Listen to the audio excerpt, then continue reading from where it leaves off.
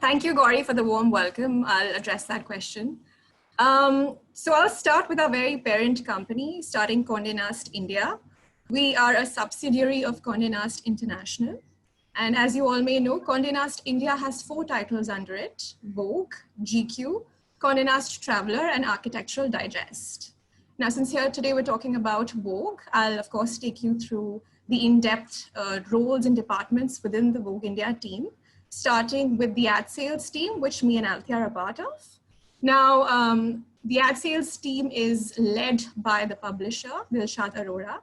Her sole responsibility is to ensure that the P&L targets in terms of revenue from the print, digital, and events line are ensured and met through the entire year.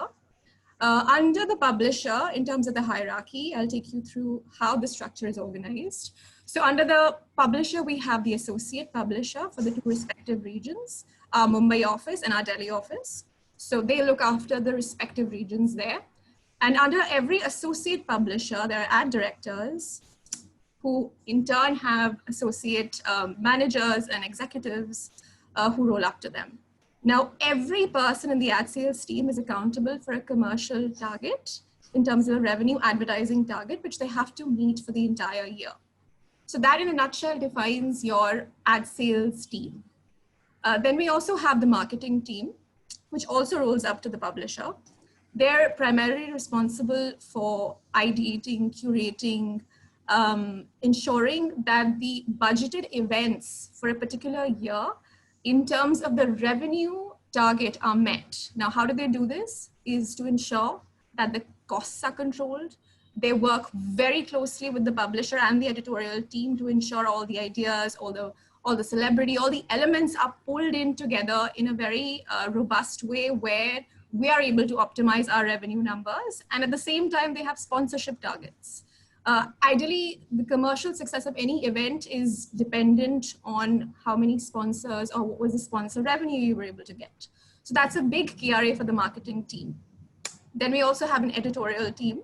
Now the editorial team is divided into the fashion team as well as the editorial content team.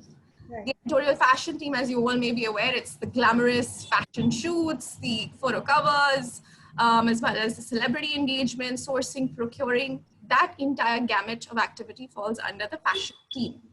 Then the editorial content team spreads across print and digital. And of course, as you see all the content on our website, vogue.in, even on the magazine pages, all the editorial content written on various topics from travel, leisure, fashion, and so on and so forth have been put together by the editorial team. We also have a brand solutions team. So what the brand solutions team ideally does is they are a team of, it's a think tank of creative strategists who come up and produce content. So we have our in-house production house and sorts, if I were to say, who produce brand campaigns. They're able to produce videos, content, which of course from a commercial angle, the sales team has to monetize. We also have a digital audience team. Their key responsibility is to measure the traffic, the audience numbers, the statistics, the demographic, and in turn, that data helps the ad sales team as well as the editorial team strategize further as to what are the different kind of articles we should be publishing, what works well with our Vogue audiences, what's the demand, what are the various key articles they're reading, and hence we strategize based on the data because data is everything in today's day as we speak. We also have a PR team in place who's responsible for the press releases, who looks after all the news that Vogue India is entering now from being a pure play media house to becoming a multimedia firm by entering into OTT. So all that, spreading the news and making us, spreading the limelight for Vogue India, that's the PR team. So in a nutshell, that defines all the departments of Vogue India. We also have an events team that works very closely with the marketing team. They're primarily the production house. They look after the entire production on the setup, the stage during the course of the event. Right. So again, their also responsibilities to work with marketing to ensure our costs are optimized, but at the same time, quality is something that can never be compromised. So. I think that pretty much defines the DNA of what Vogue is about, and we all know it Absolutely, globally. absolutely. So I think that in a nutshell covers all the departments we have in Vogue India. So yeah, I hope that addresses the question, Gauri. Absolutely. Thank you so much for that. And you and Althea work at the ad media sales department. So how does the ad media sales department at a publication work exactly? So, well, the ad sales department, am I audible? Yes. Yeah. So the ad sales department has a direct relationship with the financial thing of CNI. So they are the one. They are the most important departments of the magazine. So the publisher, of course, is the head of the department, like Aparajita mentioned, and it also has sales reps under them. It could be either a print and digital sales rep, or only a print sales rep, or only a digital forward sales rep. Okay. Right. It also has a planning team like Aparajita and me, which we are part of the planning team, and we have an assistant coordinator under us and interns. And so the ad sales reps who work with this department work with a revenue target or an advertisement page target, and they are expected to bring money to the table, you can say, because I mean they are responsible for how this company functions and the revenue of this company. Okay, through advertisements and stuff. That's how they bring revenue. Right. They also have to have good relationships with their clients. They have to be updated about industry news. They have to know about new brands coming into the market, which basically build brands for Vogue. Okay. Then you have the planning team, that is us, and we are literally the backbone of all the data. Okay. Right. So we have all the ad histories of brands with us. We have all the meeting preps. We do all the meeting preps before a sales rep can go for a meeting. We help in we actually do flat planning. We make presentations. We have, data of other sites like, Elle, Harper's, and other magazines. Okay. Like we keep a track, we keep our eye on everything. We know what's happening around us with all these other competitors. So, which in turn helps these sales reps before heading for a meeting. It helps them to close a deal and have a good meeting. Okay, and planning team is also responsible for a lot of research work before, especially when there are really big meetings with, MNCs and stuff. So we are responsible for all that research work. We are responsible for giving reports to our publisher. It could be weekly reports, monthly reports, quarterly reports, yearly. And yeah, we do a lot of rep analysis to show each rep where they stand. We do a lot of QRMs with our teams, to show everybody an insight on how we did last year versus this year, and so that they can, move forward and go and sell well. Right. And of course, I have the interns who work with me and assist me on all these preps and meetings and everything. So yeah, that's pretty much how our team works, with the ad sales reps, with the planning, and our interns. Right. Okay. And of course, we do understand that there is a print and then there's a digital aspect to everything now with publications globally. So how do the print and digital sales differ? What's the strategy to scale both the lines of business? So I'll address that question, Gauri. So just to give you all a context, it's been 13 years since Vogue has launched. They launched in the year 2007. And if you were to look at the graph in terms of print contributing to revenue for Vogue India, it was the sole bread and butter for Vogue at 2007. And from there on to today, of course, there's been a downward sloping curve in terms of how much print is contributing to our revenue, because it is a declining medium at the end of the day. Digital, on the other hand, we've seen a steep upwards growth in terms of the potential, the opportunity, and even how Vogue has kind of capitalized on it 2010 onwards, if I were to say. Print sales is largely dependent on, as Althea mentioned, on the relationships that we have with our advertisers. Many of them have been associated with us for many, many years, from the date of our launch, in fact. So they have year on year continued to be with Vogue and support Vogue because of the global, or what should I say, the global leaders in the media and lifestyle space that we stand to be. Right.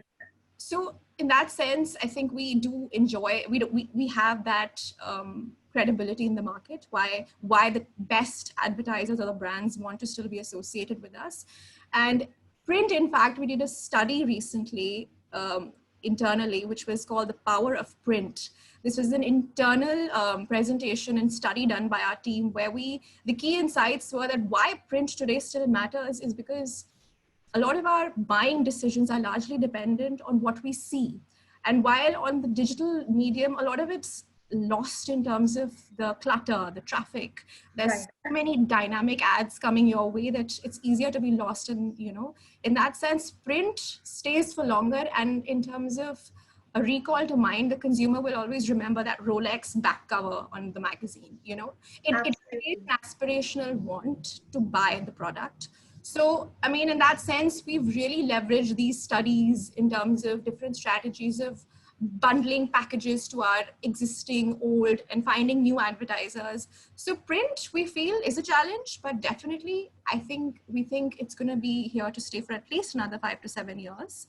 For digital, our strategy has been plain outright: be out there in the market, scan the market, understand what the brands are doing, figure out a Vogue connect. At the end of the day, our Vogue audiences, we have an unparalleled 13 million digital audience number, where we have 13 million unique visitors coming onto our various platforms, be it Vogue.in, Instagram, Facebook, YouTube, Twitter.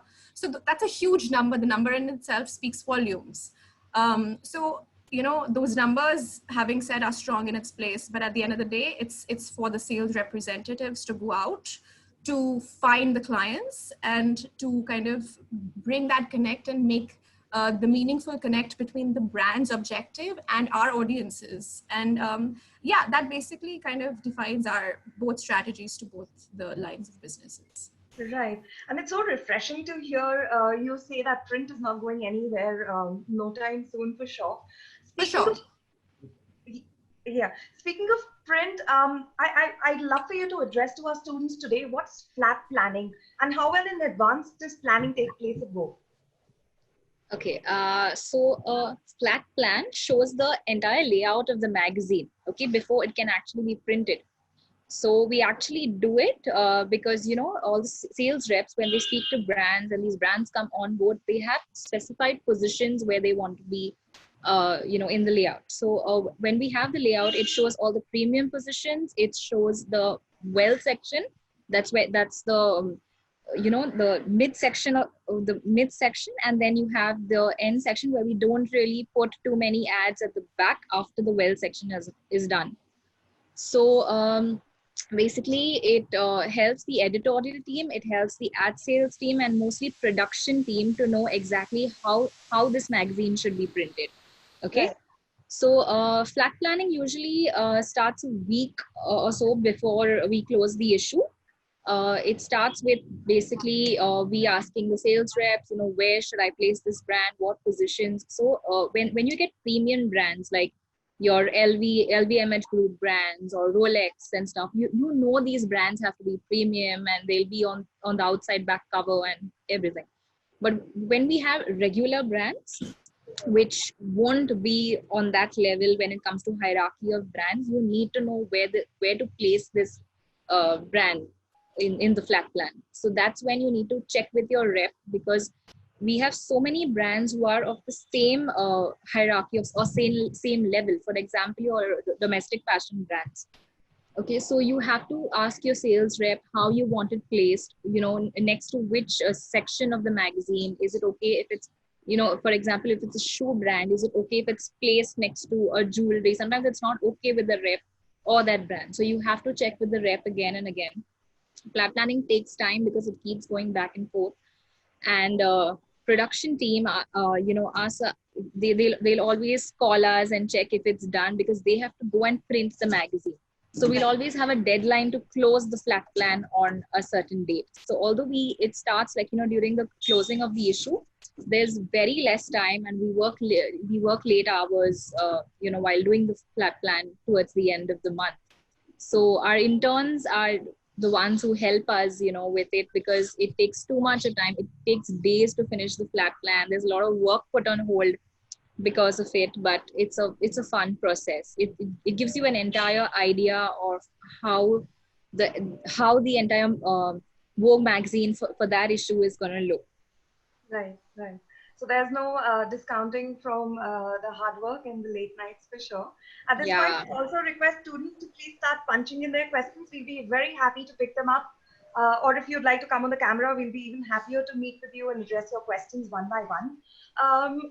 Althea, you also spoke about luxury brands. Of course, we do understand that Vogue does a lot and lots of luxury tie-ups. Now, speaking of certain media spaces, how does it work when brands that fall under the same conglomerate, do they buy media space in bulk? How does it work? I think, Pratha, you want to take that? Sure, I'll take that. So there's no set in stone process on how conglomerates or larger groups want to go about their media buying. While some of them may have a chalked out campaign plan for the year, and basis that they want to kind of buy in a volume commitment in the Vogue magazine, that's always something that's some of the groups always prefer that. At the same time, a lot of groups or larger conglomerates also prefer doing it tactically in terms of the campaigns that they have in a present month. For instance, if they have a spring summer collection, which they really truly believe in, has an outstanding collection, for instance, they might just want to pick a certain issue and just advertise on that particular issue alone. Now, having said that, of course, once a conglomerate does a volume bulk buy, they leverage discounted rates from us. That's needless to say. And we always encourage that, because from a planning perspective, we also know, what are the advertisers or what are the issues where we have certain pages already blocked in. And it helps forecast for the rest of the year. And of course, we encourage that, getting a plan from them well in advance. But while we have that from some brands prefer to do it on a month ad hoc basis. So we like both scenarios, but the key objective is, of course, to be in constant engagement and in touch with all the brands and know their marketing plans and their objectives. So we are there and included in their media plan through and through. Right.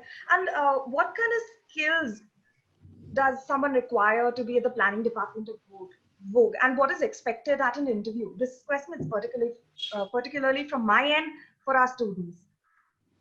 So to answer the first half of your question, so as part of the ad sales planning team, a person in planning needs to have good business understanding, has to work seamlessly and coordinate with the publisher, sales rep, production team, finance team, editorial teams, basically all the teams. Must know Excel and PowerPoint, because we work on a lot of analysis, reports, presentations. We plan QRMs, as I said earlier, for the team, to give an insight where we stand. So the stats have to be on point, correct. It can't go haywire. They have to know everything about the sales forecast, like whatever the reps have, informed what they're going to do for the month. They have to know it by heart. Like, this rep is going to bring in this, has said they're going to bring in this much revenue to close for the month. So they have to know all that. They have to know, inventory on Vogue.in. They have to be part of all the internal meetings that happen, and, help the sales reps to sell better. So we, as the planning team, whether you're the head of planning, manager, coordinator, intern, you have to know how to multitask, because we do various things during the day, for the simple fact that, in the middle of an ongoing task, we might just get a call or be interrupted, and we'll have to do something which is equally important. So you have to be really good at multitasking. You have to know how to handle pressure.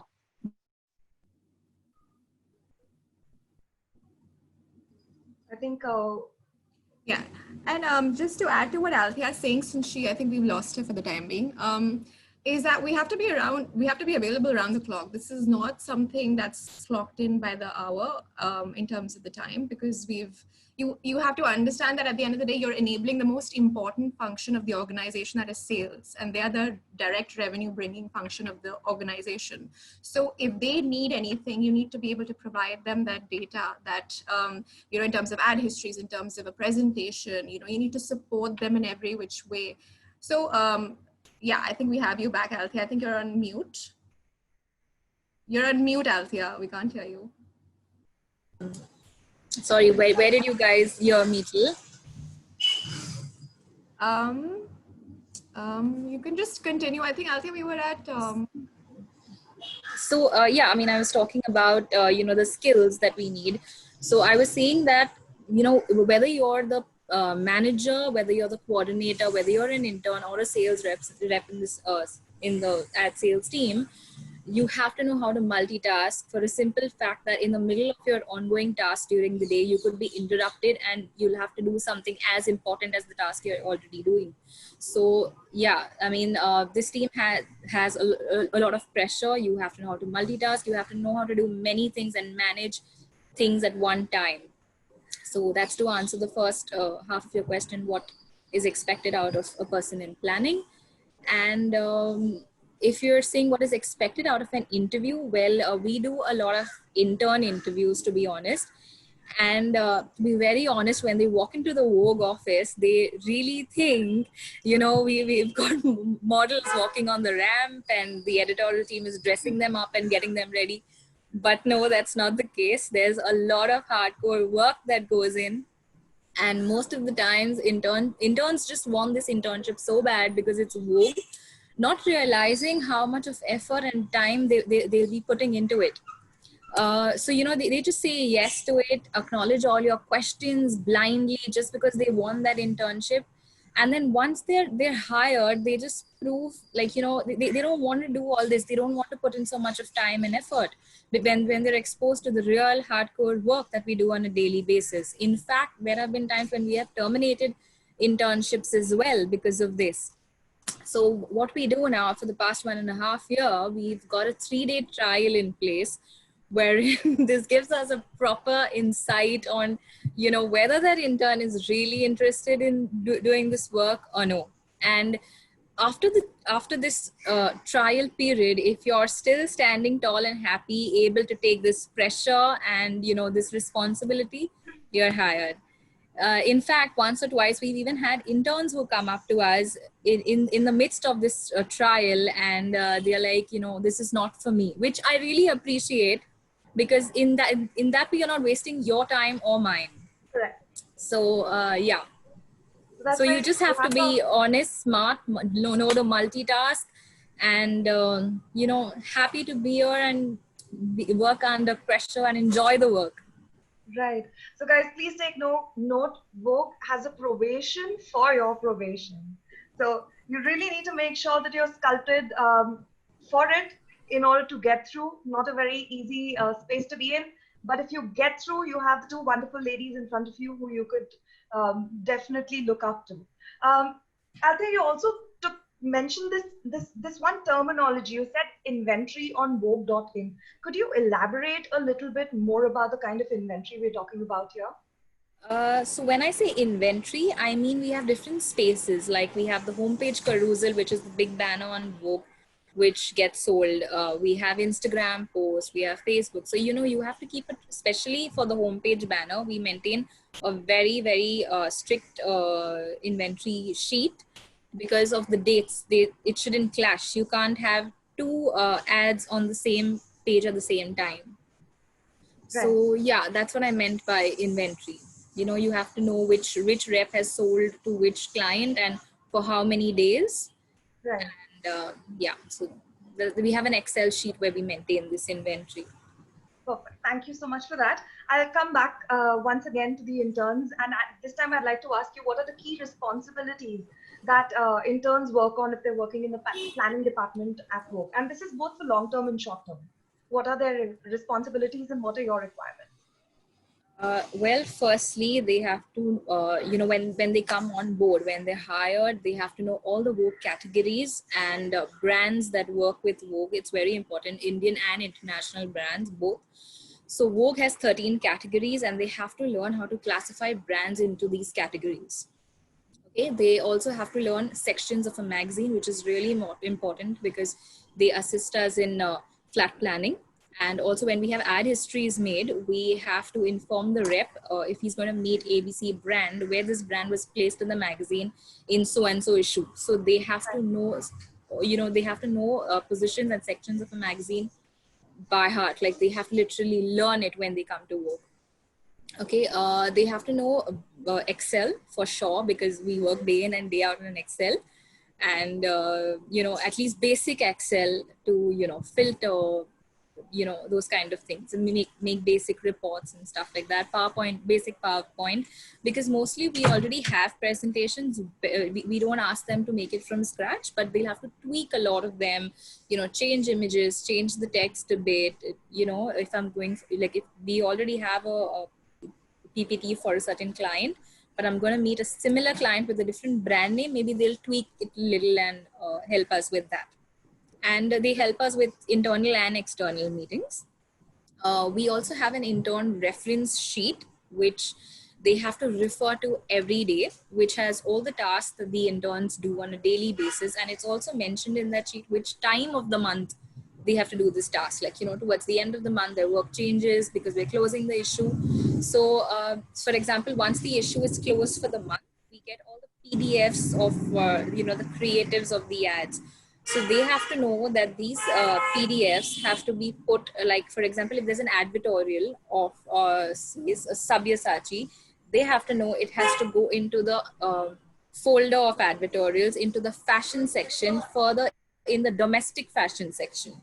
So it can't go high street, so they have to know all those kind of things. They have to know it's the end of the month and this is their job. They have to keep all this ready for it. So they have to open that intern reference sheet every morning when they come, and they have to figure what they have to do for the day.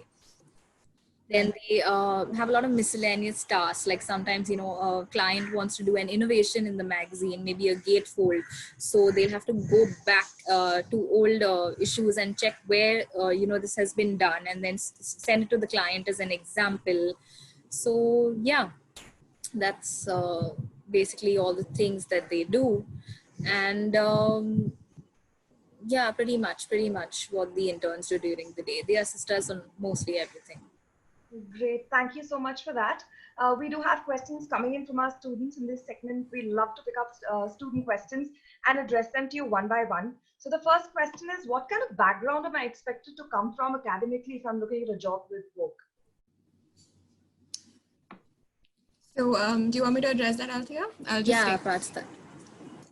Somebody with a basic, even a fashion management degree, or somebody who's got a basic business administration degree, because at the end of the day, the planning team as such is working strictly on numbers and data analysis. So that's something that would be a prerequisite. And of course, for somebody who's a fresher with no work experience, the internship would be entirely the kind of the testing period of, as Althea mentioned, if whether they can take the pressure, they understand the role, the minuscule details, how to multitask and kind of really hold the entire database in place. As far as people with experience is concerned, somebody who's from a media background is always of an advantage because they understand the various nuances in terms of how we maintain data, or how we track competition, or how we maintain our the day-to-day protocols are almost similar in all media houses. So yeah, that's pretty much the expectation for somebody who's wanting to apply in the planning team.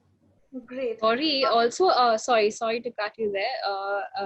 I'd also like to mention that, a lot of interns keep saying that if they say yes to this internship, will they become a full-time employee? I'd like to address this since we have a lot of interns from your institute who apply. So we don't sort of make any commitment to the intern while hiring for internship that they'll be a full-time employee, but it all depends on their performance. They clearly told this at the interview. However, if you really prove to be efficient and there's a requirement within the company, not only Vogue, but other titles as well, you can, be hired for that. The best example is our assistant coordinator, Mohit. He was an intern here. He grew up as an assistant coordinator now. So yeah, and I'd also like to share that every intern at the end of the internship gets an internship letter from the company. However, very few interns who prove to be really efficient during their internship, they have this recommendation letter which comes from the planning team to them, in addition to the letter that they're already getting from the company. So it really helps when they're applying to universities and jobs and all that. It's really nice to receive a reco letter from your team. Right, and I think you offered one to one of our alumni called Parina. Parina, yeah. Parina is one of the most sorted kids I have worked with. And she is from FAD, and she had, she got the recommendation letter and the company letter. I think if there were any more letters, I would have given her, but she was really good at her work. She was really sorted, very efficient. I could bring on any new task to her, and she didn't have the attitude of, oh my God, now I have to do this. I'm going to be here till 9 in the night. She was happy to take on any task and learn from it. That's what I really appreciated about her. Great. Thank you for that. Munman Ghosh has a question. Munman, would you like to come and ask your question?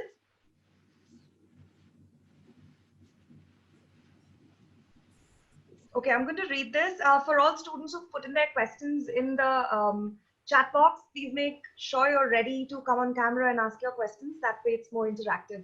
Great. So Munman is asking, how do you see the future of print magazines since we're all expecting a digital revolution? So I think I mentioned that in my initial question that you had addressed to me, Gauri, in terms of the print and digital strategy. While it is true that print is a declining medium, but we don't see it going away for another at least 5 to 7 years. As I mentioned, people are still consuming or do purchase magazines. We have a huge support from our advertisers who continue to support us and continue to advertise.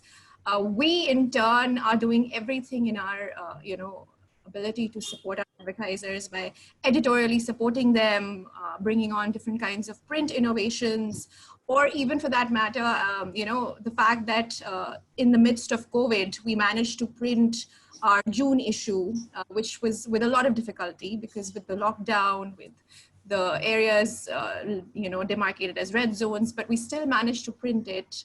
And we wanted to give every value add for the advertiser, or a value to every rupee that the advertiser has spent with us. And hence we made the magazine available online on Vogue.in, which is a free downloadable PDF, which everyone and anyone can download, giving more value to the advertiser at the end of the day.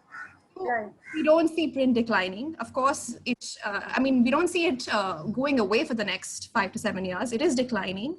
We are definitely seeing digital growing, and we are putting all our strengths to kind of maximize both areas of business. Digital, of course, we see a huge potential, and we're trying to monetize every aspect that we can. But digital print is still here to stay, and it will definitely for the next 5 to 7 years. Thank you so much for that. I just wanted to kind of recapitulate that again for the student who asked this question. The next one is from Nisna Mehta. Nisna, would you like to come and ask your question?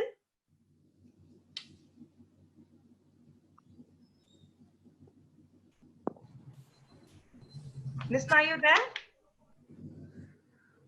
Okay. It says, given the recent media highlights on employee experience, especially at Condé Nast and its houses, how's your experience / the work environment been at Vogue?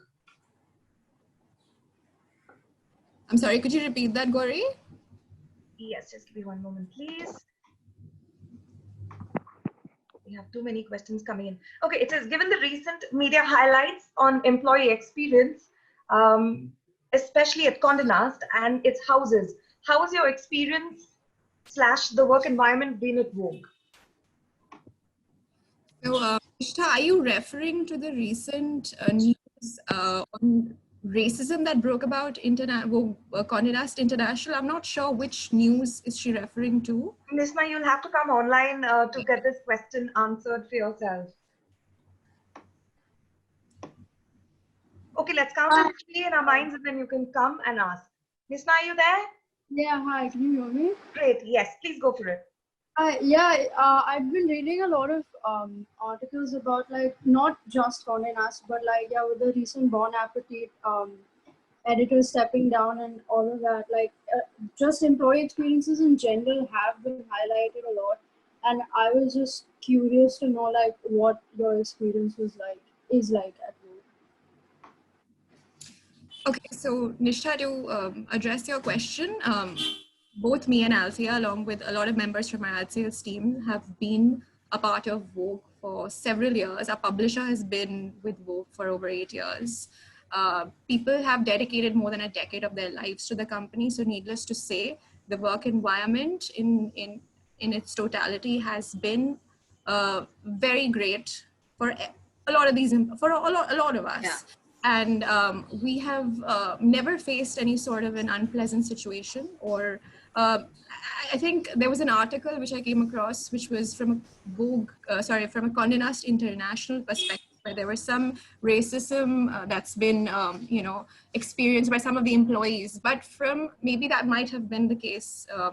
Those are all, of course, it's news, and we're not. Yeah. It's something that's Condé Nast International, the different offices. But as far as Vogue India is concerned, or Condé Nast India is concerned, I think I can confidently say that none of us have ever felt uncomfortable or, our experience here has been very professional. We've all had an opportunity to grow.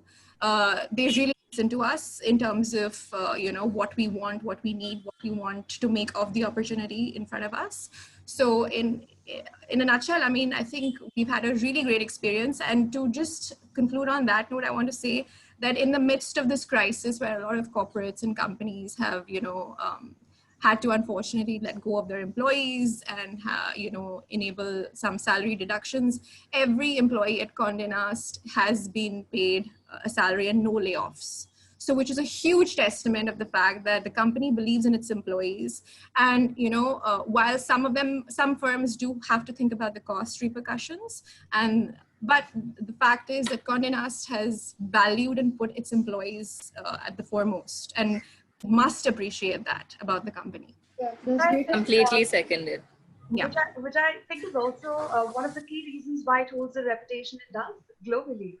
And lots and lots of students, lots of aspirants, lots of people who've achieved certain things where their careers still aspire to work with Vogue and with Condé Nast. Thank you so much for that. The next question is, what are the key events that you plan strategy for? Do you also plan strategy for festivals, weddings, digital, etc.? So I'll take that. I'll add to it if you feel. Yeah, sure. Bad. In terms of events, of course, now with the midst of COVID, we've had to pivot our marketing plans, our event plans. As you all know, a lot of our events, we had to re-strategize from the perspective that we can't look at events which will be largely dependent on public footfalls. So we're reimagining or reformatting some of our marquee events. For instance, Women of the Year, which is our biggest event in the year, where we get more than 500 attendees under one roof. So we're still, of course, it's going to evolve over time. We'll see how the situation goes. But as of now, we had to kind of rethink or reimagine some of our events if we can perhaps do a virtual event of some sorts, because, we will have to be cognizant of the fact that COVID is here to stay. And we must be responsible. So we're still, it's a very evolving process. I think most of our events we've tuned to the end of the year now. Some of them were planned in the month of July, August. Now, unfortunately, have been deferred to end of the year, and it'll evolve as we see the situation. Yeah, like we have Vogue Beauty Awards in July, which has been pushed. So we're still trying to figure, how we're going to do these events online and things like that. Perfect. Thank you so much, ladies. The next question is from Ankita Brahmi. She heads the post-graduation department in luxury and fashion management at the Pune campus. Ankita ma'am, go for it. Hello again, Aparajita and Althea. Hi, Okay. Amrita. So one of the questions that we couldn't push into the list, but I think it is very relevant after Aparajita kind of ran us through the whole importance or the evolving importance of digital.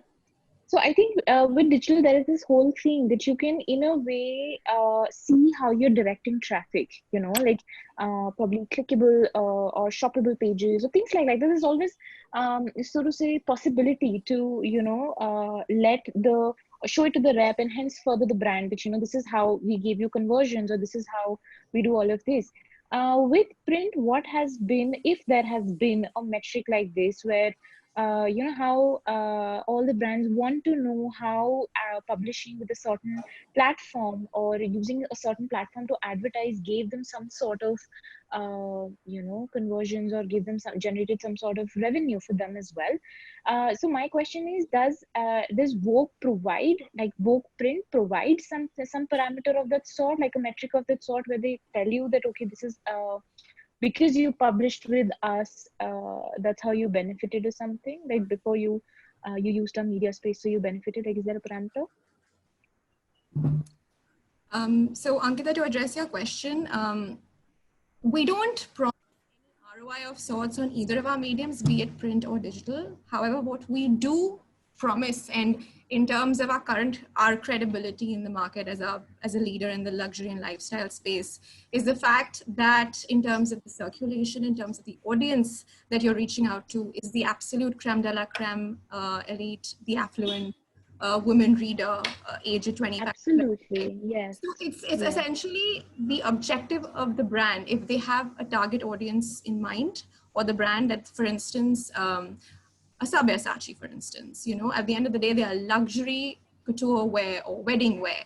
So what's the right platform for them? You cannot define an ROI on either platforms. On digital, what we can only promise them, even on either of our assets, is maybe a certain page view commitment, but we can't guarantee an ROI in terms of, so much investment will come your way or so many consumers will spend on your way. That is not, will promise, make any promises of that sort. But having our position and, our absolute best standing in the media space, in the luxury lifestyle space, I think unparalleled, actually, that space is absolutely unparalleled. Absolutely. That in itself is a testament that all the big advertisers feel the need and the want to be present in the magazine as well as on the digital platforms. So Althea, do you want to add to that? No, and so even before reps are going for meetings and, they know this print client is going to ask them that, I've paid you so much, what have you given me? So a lot of our brands get editorial credits, which we give them in the magazine. So, we always show them, we do this thing of credits versus investment. So we show them that we have also supported you the way you have supported us. So that's one thing we can show them when they go for print meetings. Yeah. And I think that's also you kind of develop like this network of like-minded brands, like, that kind of resonate the frequency creatively, as well as the kind of value that you're giving out to your audience and the kind of value the brands want to give out to this thing. But thank you so much for this. Sure. Thanks, Ankita ma'am. Allow me to amalgamate a few questions here in the chat box, and they're all to do with internships. The first question asks, is the 3-day probation rule for all various, like all departments at Vogue, or is it just for the planning department? For our department, we have decided that we want to take a 3-day trial. Which I think is a fabulous idea. Great. Secondly, they ask, how can we reach out to people at Vogue to apply for internships? So you have the HR who you can reach out through there is this website called Internshala, on which most of the interns apply, and the HR sends us CVs from there. And even you can send us CVs and we can go through them and interview a few interns once we start hiring. So they've basically frozen hiring right now because of the COVID situation, but we'll start soon towards the end of the year. Great. And the last question for the day is from the styling department. I'm getting lots of questions. Is it the same process for internships for styling students as well? They reach out on Intershala and that's how they get their internship Yeah. stylist? Most interns reach out on Internshala because all the different departments in Vogue speak to the HR, and the HR is the one who gets these resumes from Internshala. Perfect. Thank you so much, Althea, for that. And thank you, Aparajita. Thanks to the two of you for joining us today. This has been a very exciting and insightful experience for us as well. And we look forward to inviting you on our campuses to Bombay and Pune. Ankita ma'am, would you like to extend some gratitude? Yes, we've been in conversation with Althea and Aprajita for a while, and like I can say it to everyone that each time we've gotten on call with them, it's been really warm and I'd say enriching in a lot many ways. How we see magazine from the outside as a reader and how we get to learn about it from that point of view is brilliant. And I think one value that kind of stays consistent and relevant is how there is like Vogue has been it has led people, it has made students dream about fashion and like not just educate them, and also brilliant job to the whole brilliant job by the whole team, and kudos to everyone, and thank you so much for making space for today's masterclass in your busy schedules. Absolutely. Thank you. It's been our pleasure. Absolute pleasure, Gauri and Ankita. It was very insightful, and thank you to the It was team. nice. It was a great experience. Yeah. Thank you. Yes, I'm actually seeing a few students, they're taking down notes furiously, they're writing down each and everything that you've been saying. And that really shows that, how much value this is. Great. All right, thank you so much. Thank you. Thank you. Bye-bye. Yes, Bye-bye. I Thank think we you. have lost Gauri. Thank you so much, girls. And thank you so much to all the students who have been with us. I think there's some network issue at Gauri's end. Oh, she's back. Okay, thank God she's back. Yeah. Plan B. Yes. Yeah, okay. Yes, so thank you so much. We've nurtured very close relationships with Vogue for very many now, and we really hope and we wish that we can nurture these relations further with the Vogue India team as well. Thank you so much for taking our time.